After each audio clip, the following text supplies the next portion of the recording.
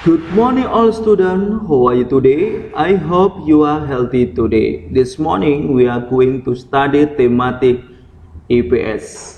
But before that we pray. Bapa kami yang bertata kerajaan surga mulia, Bapa terima kasih atas berkat yang telah Kau berikan pada hari ini. Bapa, sebentar lagi kami mau mengawali aktivitas kami pada hari ini, berkatilah kami Bapa. Dalam Tuhan Yesus kami berdoa dan mengucap syukur. Amin. Pembelajaran pada hari ini tematik dengan tema perjuangan mempertahankan kemerdekaan Indonesia. Pada pembelajaran sebelumnya, kamu sudah mengetahui kan upaya mempertahankan kemerdekaan Indonesia di berbagai wilayah melalui jalur pertempuran. Selain melalui jalur pertempuran, pemerintah berupaya menyelesaikan konflik dengan sekutu melalui jalur diplomasi atau perundingan. Jalur ini diambil untuk mendapatkan dukungan dan pengakuan internasional atas kedaulatan negara Republik Indonesia.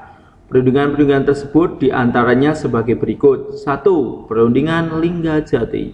Perundingan ini dilangsungkan pada 10 November 1946 di Linggajati, Jawa Barat. Deklarasi Indonesia dipimpin oleh Sultan Syahrir, deklarasi Belanda dipimpin oleh Profesor William S. dan sebagai penengah adalah Lord Gilham dari Inggris. Hasil perundingan tersebut menghasilkan 17 pasal yang antara lain berisi: A. Belanda mengakui secara de facto wilayah Republik Indonesia, yaitu Jawa, Sumatera, dan Madura. B. Belanda harus meninggalkan wilayah RI paling lambat tanggal 1 Januari 1949. C. Pihak Belanda dan Indonesia sepakat membentuk negara RIS. D. Dalam bentuk RIS, Indonesia harus bergabung dalam Persemakmuran Indonesia Belanda dengan mahkota negeri Belanda Ratu Wilhelmina sebagai kepala Uni.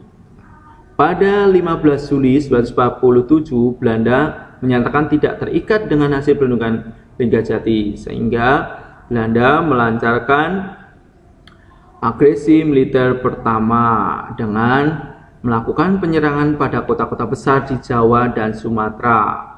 Agresi militer ini mendatangkan kecaman keras negara-negara dunia. Kalian bisa lihat foto perundingan Linggajati. Kedua, perundingan Rheinfeld. Setelah terjadi agresi militer Belanda pertama, Dewan Keamanan PBB membentuk Komisi Tiga Negara KTN yang dibentuk pada 25 Agustus 1947. Komisi ini beranggotakan Australia yang dipilih oleh Indonesia, Belgia yang dipilih oleh Belanda, dan Amerika Serikat sebagai pihak netral. KTN bertugas menyelesaikan sengketan antara Indonesia dan Belanda secara damai.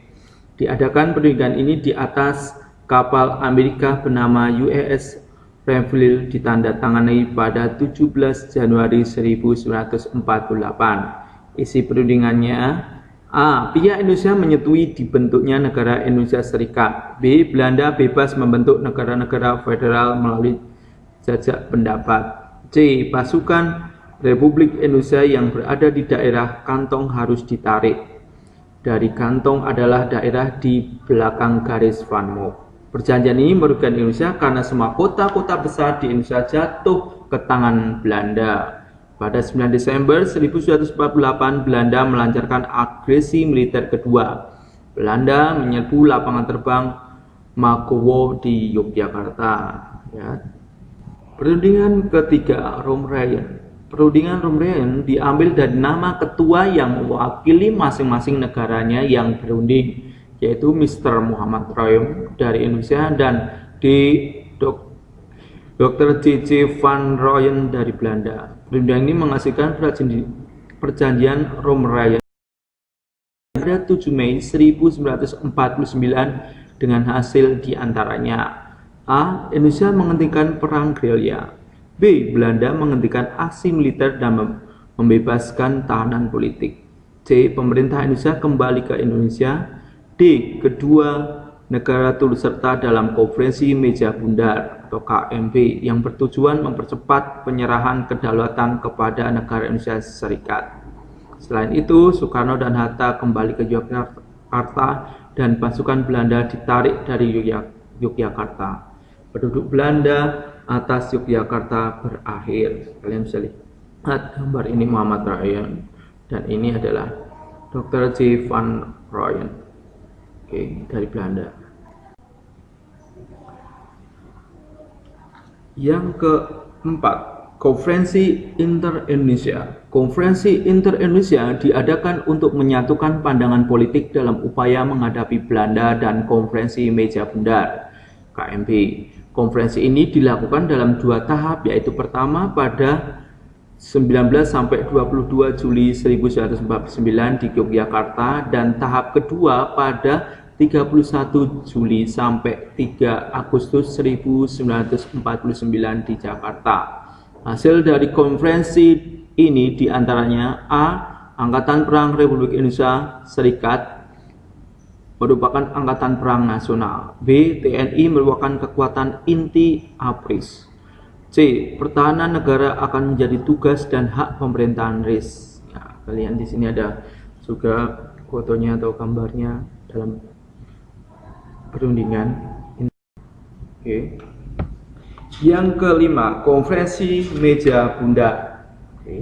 Konferensi Meja Bundar dilakukan di Den Haag, Belanda, dan mencapai kesepakatan pada 2 November 1949 dengan hasil diantaranya: A. Belanda akan menyerahkan kedaulatan kepada RIS.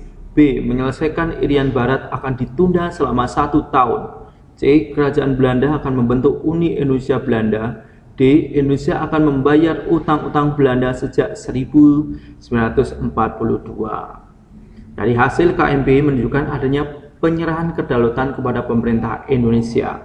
Pendatangan naskah kedaulatan Indonesia ditandatangani pada 27 Desember 1949 secara bersama di Belanda dan di Indonesia. Setelah pendatangan tersebut, pusat pemerintahan Indonesia dikembalikan ke Jakarta setelah ditinggalkan hampir 4 tahun. Sementara itu, pasukan Belanda secara bertahap meninggalkan Indonesia. Kalian bisa lihat konferensinya. Nah, sekian dulu ya penjelasan Teacher Budi tentang perjuangan mempertahankan kemerdekaan Indonesia melalui diplomasi atau perundingan. Sekali lagi, Teacher harap kalian anak-anak selalu menjaga kesehatan. Terima kasih, Tuhan Yesus memberkati.